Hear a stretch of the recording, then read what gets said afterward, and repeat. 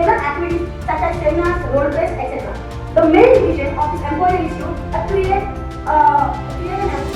an empowered nation.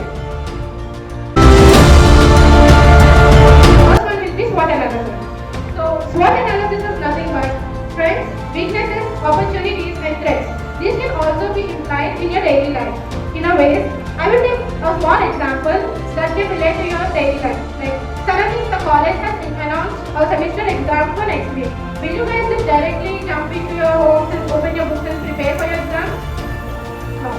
You will prepare a timetable, and first to prepare a timetable, you will analyze what is your strongest subject and what is your weakest subject, and according to that, you will plan your timetable. And for that, you will also search your opportunities, where you can learn your subject easily, like by doing revision or by watching YouTube videos or by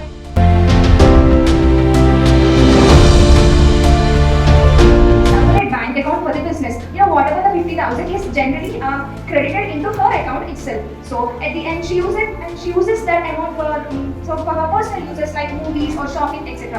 At the end of the day, she does not know what are the profits and what are the losses. So that's where it comes the current bank account. A business should have and maintain a separate bank account. It should not be mixed with the personal bank account. That is all about this current bank account.